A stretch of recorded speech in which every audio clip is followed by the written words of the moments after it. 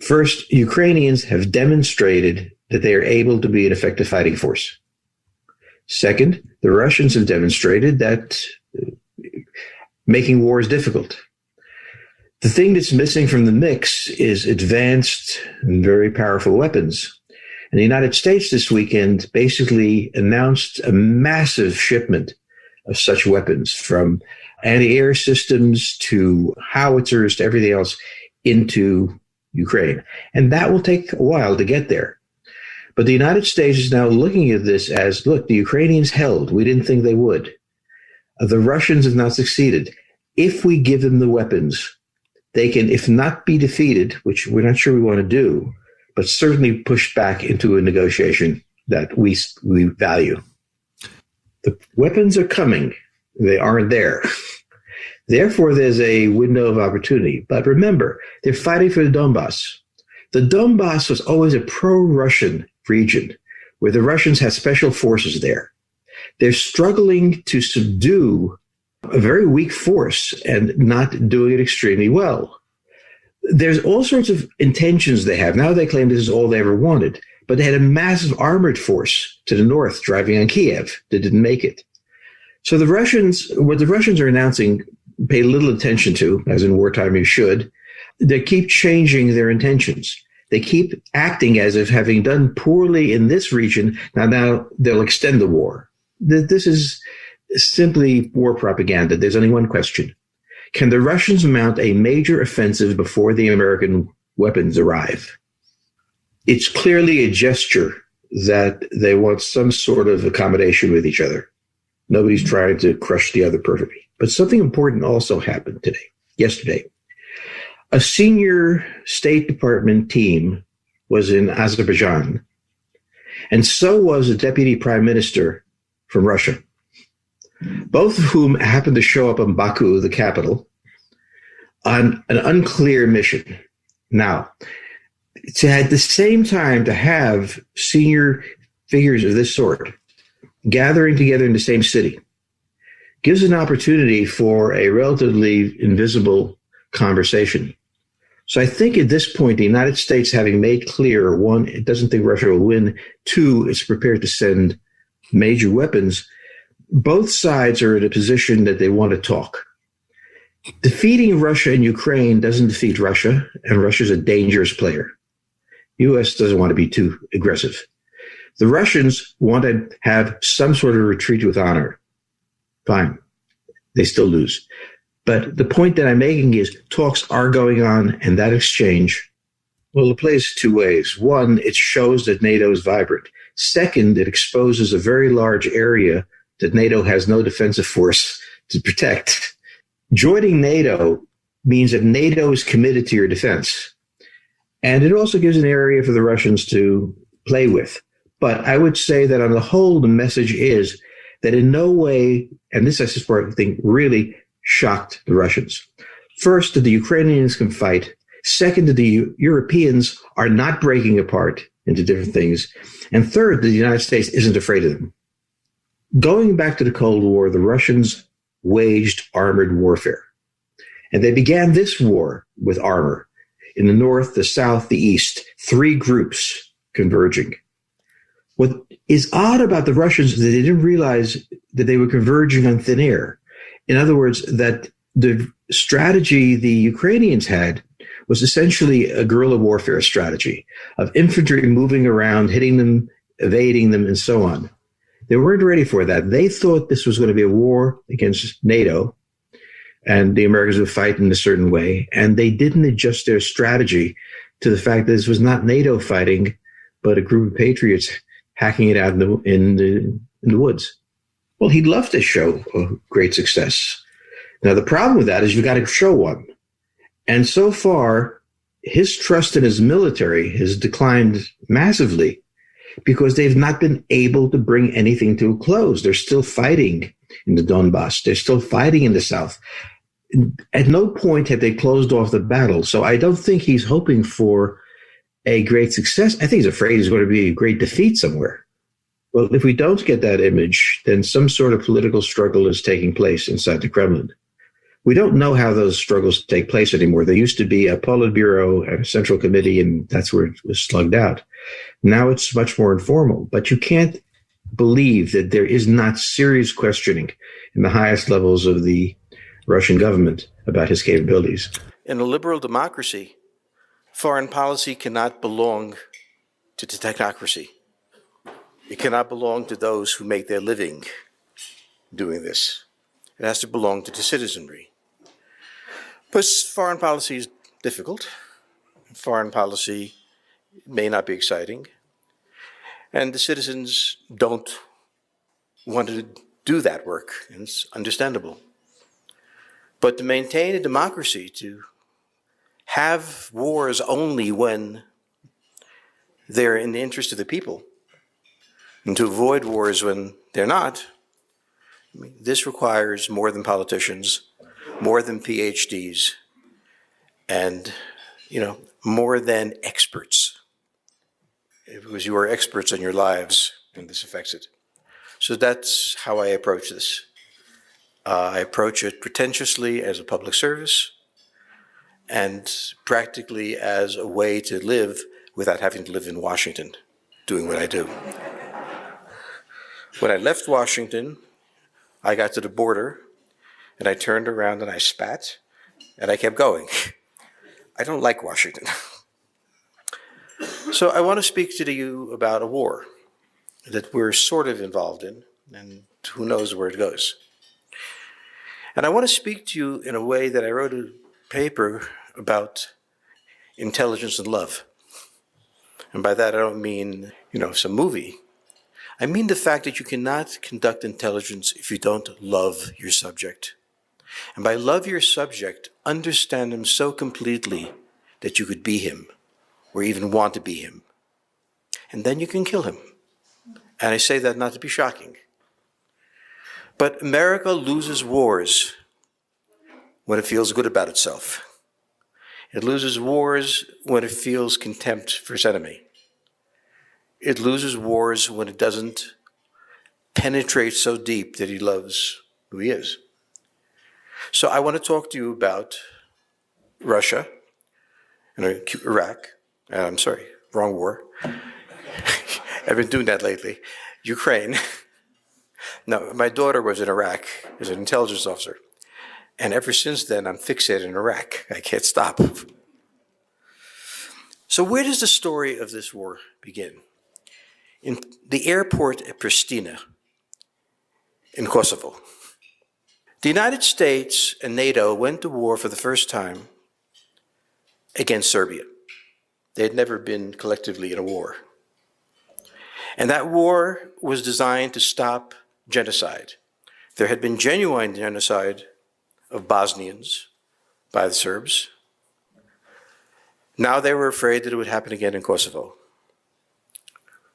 The solution they found, having not thought about it much, is to bomb Belgrade, including bridges and, for some reason, the second story of the Chinese embassy. But something was up. They waged this war, and as all American wars, they wanted to stop it. But as with all American wars, the wars don't stop simply because you want it to end. And so they reached out to the Russians. The Russians had an excellent relationship with the Serbs and police, particularly with Milosevic. And they went to the leaders and raised the question, okay, how can you help us?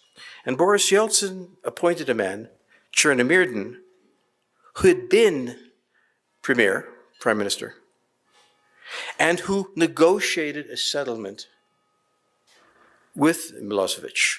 Now, there was rumors of the settlement included large sums of money, but I'm sure that wasn't true. But at any rate, the Russians wanted one thing. Chernomyrdin said one thing. If this is going to happen, then the peacekeepers have to include Russians. There has to be a Russian component to the peacekeeping force in Kosovo. And some GS-14 said, sure, having no authorization. And a Russian aircraft landed at Pristina which was the airport in Kosovo, to begin the process. And they were surrounded by troops of NATO and kept on the airfield. Partly as a result of this, Yeltsin fell. Yeltsin was forced out of office. Chernomyrdin later died from an unknown disease, but that he was. A man came forward to rectify this problem. This is how Putin came into office. Putin had to respond somehow, but there was no response he could make. He dealt with internal crises, Chechnya, and developed a way of putting down rebellions. Not a nice way, but he put it down. Putin was lost. I mean, how did we get, we Russians, we who defeated Hitler, how did we get to the point where they dare surround our airplane? How do we get to the point where the Americans are shipping weapons through the Pankisi Gorge into Georgia, into southern Russia, Chechnya? Now, were we shipping them? I don't know. He believed it. Is it inconceivable that we were doing it? No. So how could this be happening? And he took Chechnya and crushed it. But it wasn't enough. The Pankisi Gorge had two sides, one in Chechnya, one in Georgia. And in 2008, he attacked Georgia. The strategic purpose was to demonstrate that Russia could act. It was not any great strategic understanding beyond the fact that he was being held in contempt by the West. They did not believe the Russians could organize an offensive action, so he did. All his life, he was trying to restore respect for Russia. And all his life, the Americans were hitting him back. Hitting him back, hitting him back. The worst place happened in 2014, in the Maidan Square, where from his point of view, the constitutionally elected government was one Sunday morning replaced. The president of Ukraine sent into exile in Russia, and the Americans serving as advisors to a new government that didn't quite know where the bathroom was. So this is where he was. So how did this happen? How did the Americans take control of Ukraine? But his thinking went farther than this. Okay? His thinking was the following. M3 is a road that leads from the Ukrainian border to Moscow. It is 263 miles long. The Americans were now 263 miles from Moscow. When the Germans began their war, they were 1,500 miles from Moscow. When Napoleon began his war, I don't know how far it was, but it was far. The Swedes, very few know about the Swedish invasions, started the war. The one thing that any Russian strategist knows is that Russia survives by strategic depth. Hitler started his attack in June. Because of the distance that he had to go, he didn't reach Moscow till the winter, which is a bad time to show up in Moscow. What the Americans didn't understand is the Russian obsession with strategic depth. The idea that the existence of Russia depends on buffer zones. And the single buffer zone that was most important to a Russian strategist was Ukraine. This vast area out of which Stalingrad came. This was now, in his mind, in the hands of the Americans. In the minds of the Americans, we just were being nice, we liberated the place. We had no ambitions. But the Russian view was you always have ambitions. You always pretend to be nice. You're not nice. You're Americans. And once you invade somebody, they have to say thank you. This is overstating the Russian point of view, but not very much. The degree to which the Russians believe Americans to be massive hypocrites, constantly doing good while benefiting themselves, is unanswerable. So extraordinarily, Putin didn't trust the Americans. He didn't trust Obama. He didn't trust anyone.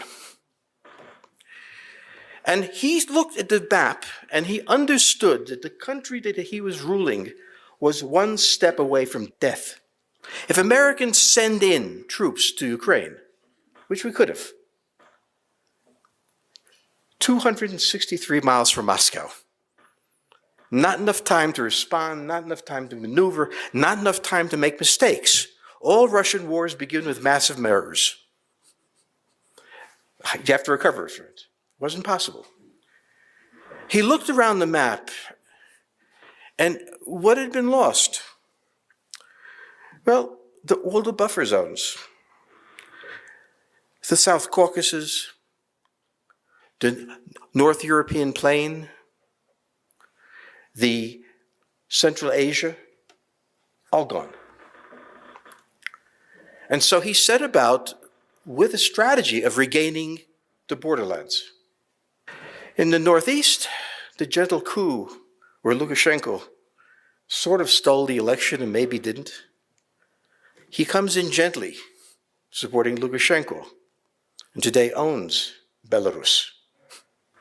In the South Caucasus, there's a war, partly started by the Russians, between Azerbaijan and Armenia over a place called Nagorno-Karabakh. I once went to Azerbaijan and had a television interview, and they said, "What is the American position on Nagorno-Karabakh?" I said, "We have no position. Something has to be done." I said, "Do it." They cut off the interview. You want to invade them? Invade them. I don't care. All through Central Asia, uncertainty. Russia's fear is the North European plain. The plain that starts at Paris, swings all the way to Moscow, is flat. It is the route to invade Russia. And Belarus is an unstable place. Turkey has invaded Russia many times. It can't invade it again. Ha! The one thing the Russians know is that the thing that is impossible this year, next year becomes possible. And it's wide open. The North Caucasus is there, but they can be penetrated too. And Central Asia has God knows what going on. The Americans are fighting in Afghanistan. They got planes in this place and oil companies in that place. The Russians cannot believe we're not up to something. The idea that Americans say, hey, it's an oil company, has nothing to do with anything. This they don't believe. They cannot grasp the fact that there's not some central force guiding us. The idea of a society this powerful, this wealthy, that rose out of the primordial muck without ever having an organizational principle is beyond them. So everything that they see has a meaning. Everything they look at has a purpose, and somebody designed it. And he set about to reverse it. Since 2020, he has reversed what he saw was a strategic catastrophe. First, in Belarus, a soft coup, taking over the place. The tanks attacking Ukraine came from there. In the South Caucasus, he took control away from the Turks, who were there too, and had peace talks himself, and then sent 10,000 troops in as peacekeepers to enforce the truce he had. Now, there's not 10,000 there, and I haven't counted them lately, but there are enough there to scare anybody. In Kazakhstan, there were riots out of nowhere going on in the streets. And he sent in peacekeepers to aid the Kazakh people protecting the rights. Well, if we lost Texas and we lost Washington State and maybe Florida, then we could understand what we're looking at, especially if we lost Texas. So he created 3 buffers, but the key buffer wasn't there. Ukraine, with M3, the road, straight up. And he had to have that. And he demanded one thing, which is symbolic, that Ukraine never be allowed to be in NATO. Now, Ukraine had never been in NATO. NATO never wanted Ukraine. But Putin doesn't think that way. Putin says, what will happen tomorrow? Okay? And he wanted that. And he felt that the only reason the Americans refused him was they intended it as a jumping off point. Why not give us what we need? The Americans said, because it's a sovereign country, we can't touch them. Sovereign schmavrin. You stole the whole of North America from the Indians. That was okay. He didn't say that. He probably didn't know it, but it was the way he looked at it. That the Americans would say, because it's a sovereign country, and he would think of all the sovereign countries, like Serbia, which we bombed. He decided that he had no choice but to attack. Now, the war itself is interesting because it was the only war when both the Americans and the Russians agreed on what would happen. The Ukrainians would collapse. There was the chairman of Joint Chiefs gave them 72 hours. Putin gave them 5 days. He was generous. But Putin deployed his forces in an irrational way. And this is where the story becomes more difficult. He created 3 armored groups. One located just west of Voronezh, east of Voronezh. One in Belarus. That one was coming down to Kiev. The one in the east was going to the eastern frontier. And one in Crimea. It looked like Heinz Guderian had been resurrected from the grave.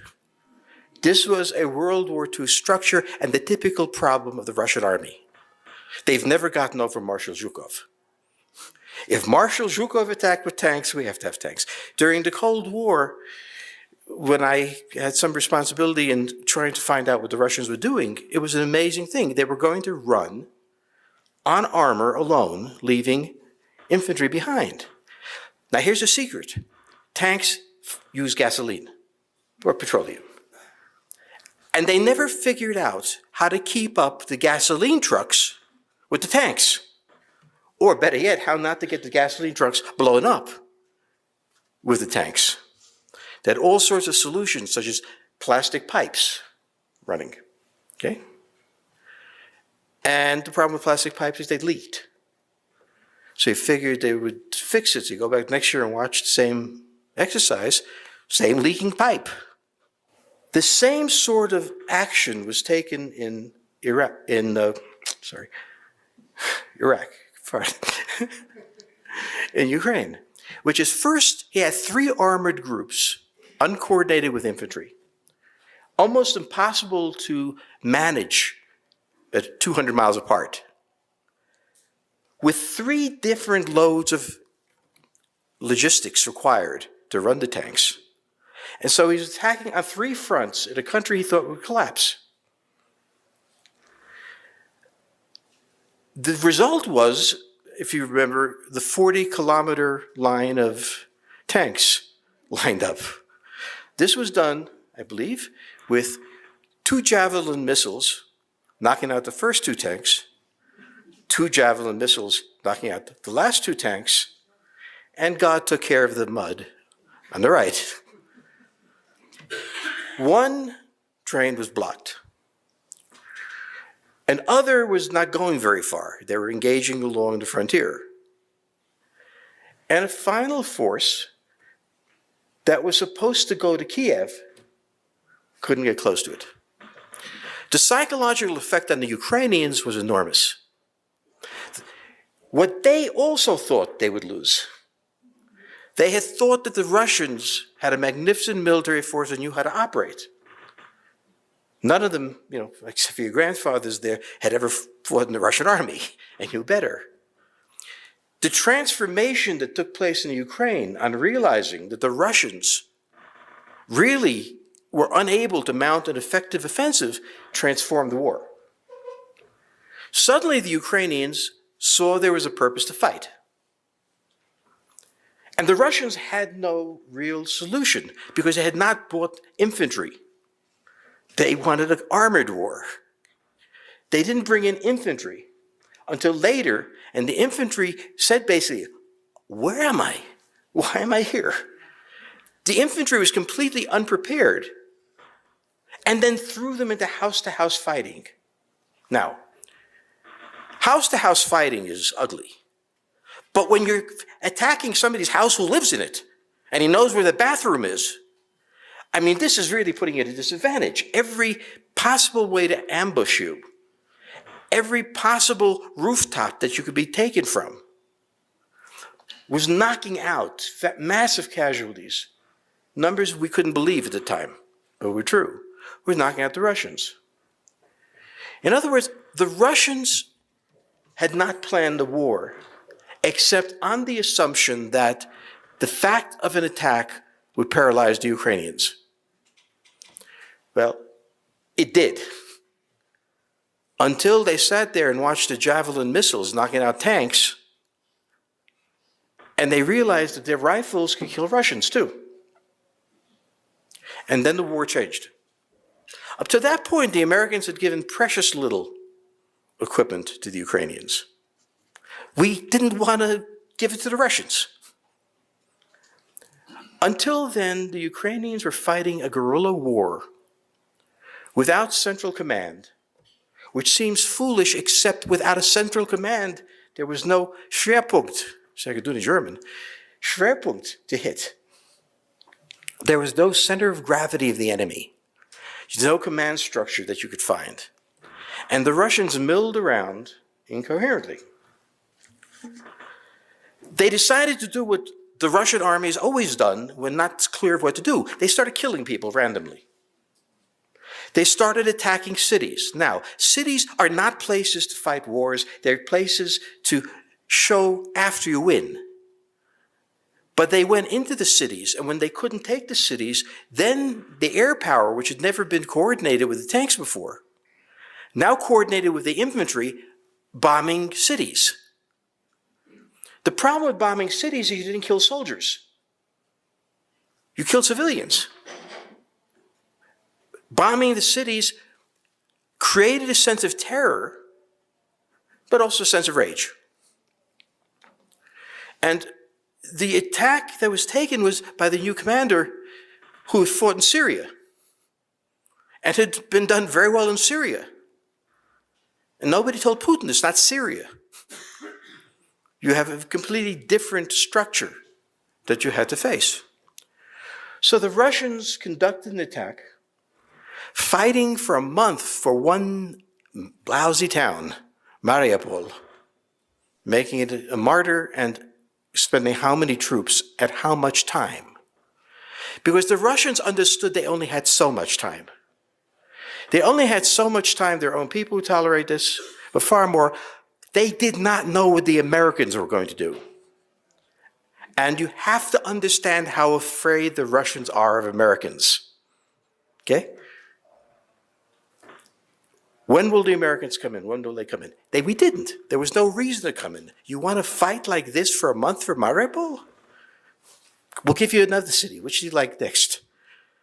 Urban warfare does not win wars. Not this kind of war. Okay? So they decided to fight for the Donbass region, which they already controlled because it's predominantly Russian, and they'd always controlled the area, so they're going to have a new fight for it. Okay? They were going to give up the attempt to take Kiev, which was a very good idea because the tanks were still on the road somewhere.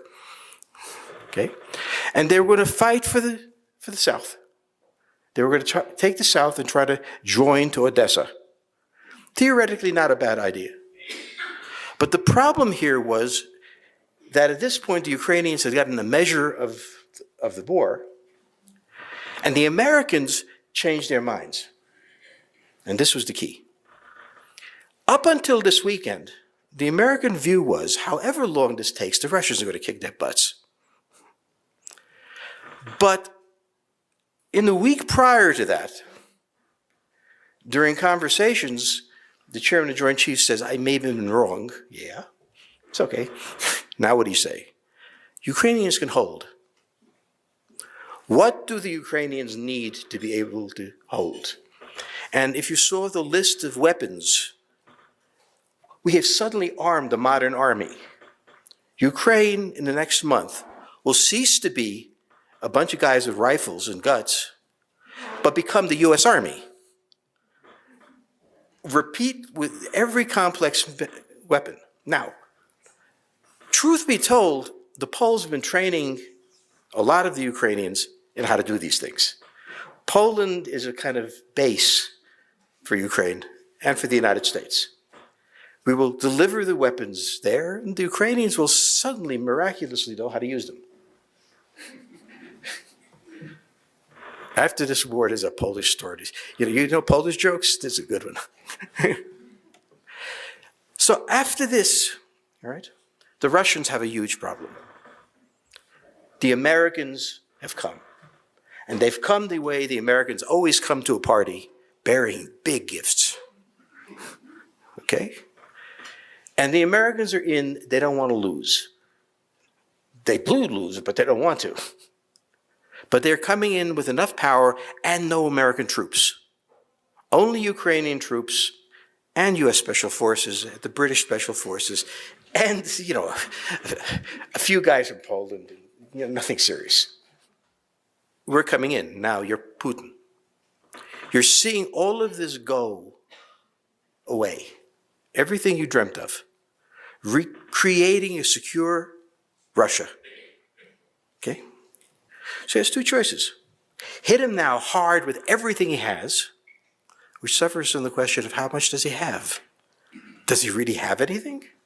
Or is he flittered away in foolish activities? Or try to make a deal. If there was ever a moment for the Russians to make a deal, it's now, but the Russians can never make a deal when they're weak. The Russians must be strong.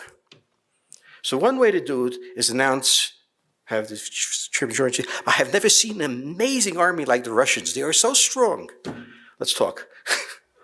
This is one sort of way we could do it, but we won't. Okay? Because now we can win. For the first time, the United States believes the Ukrainians can win. The Ukrainians no longer simply think they can hold. They think they can win. And the Poles always thought they could win. And if they didn't, sorry guys. So what we have here now is Putin's worst nightmare. And that's when Russians are dangerous, when they confront their mortality. It's very interesting that we've suddenly had a spate of articles out of the Western press about his Parkinson's disease. I'm sure this is not planned by anybody, but if it were, it would certainly tell his followers, the man is dying, maybe you want to give him a rest.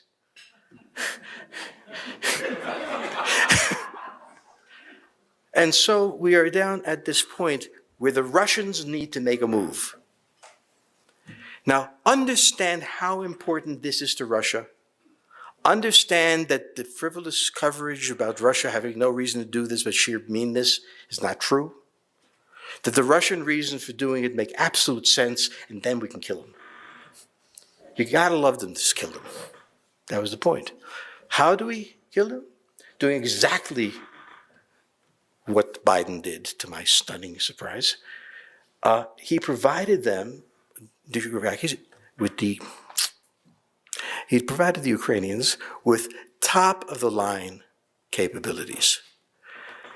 Radar systems, the ability to knock out aircraft at high altitudes, more aircraft, unmanned aerial vehicles, a range of weapons that we would go to fight with. They say it'll take a month to transfer and integrate. Who knows? But if you're the Russians, now you have to do something. And Moscow has been stunningly silent. Now, those of us who study Russia know that silence is not a good sign. But they are very quiet. They have not said anything. And we are coming down to this point. If we hold Ukraine, Russia will, I think, go through its second collapse. The first collapse of Russia solved nothing. This first collapse of the Soviet Union didn't solve the institutional problems, didn't solve the economic problems, didn't solve any of the problems.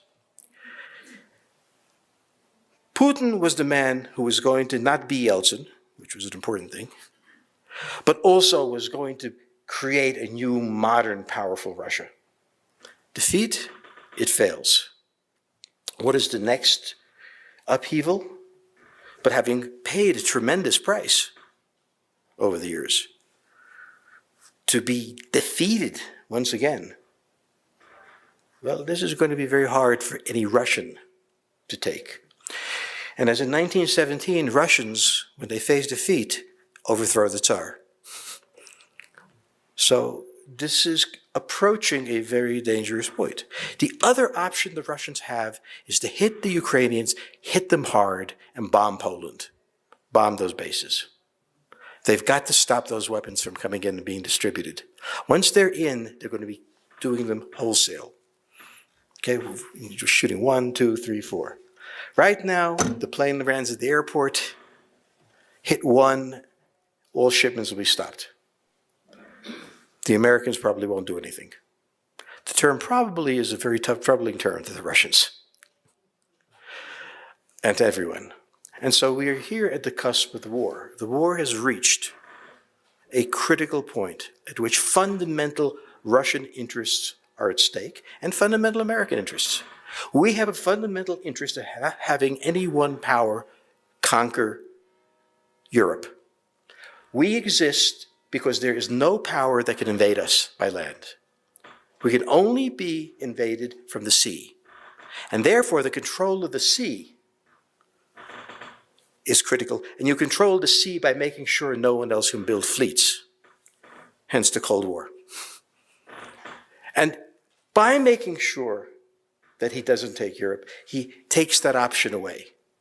And we can sit here nice and happy and enjoy ourselves. And Putin knows all of these things, and now he's desperate.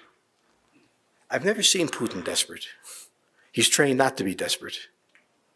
But we will see. As for the United States, a proxy war that we can fight is something we haven't had a good time, in a good long time. It's been a while since we've had one. Maybe even win? Well, maybe not, we'll see. But we are now at the point where two great powers confront each other, each having absolutely legitimate rights, legitimate claims. And it doesn't make any difference, because power is what determines the outcome. Being right in foreign policy makes no difference, because your being right is someone else being wrong. And someone else's being wrong can mean everything to them. So understand Putin, understand what he's going through, understand that what he hoped would be the extraordinary achievement of Russian ruler, better than Peter the Great, flowing through his hands, and his hated enemy, who he told to hate in the KGB, doing the job on him. And remember, Americans, that you live in a nasty world, and that goodwill is not a commodity that carries much weight. Power matters, and this is as clear a story of this war as I can give. Let me stop here.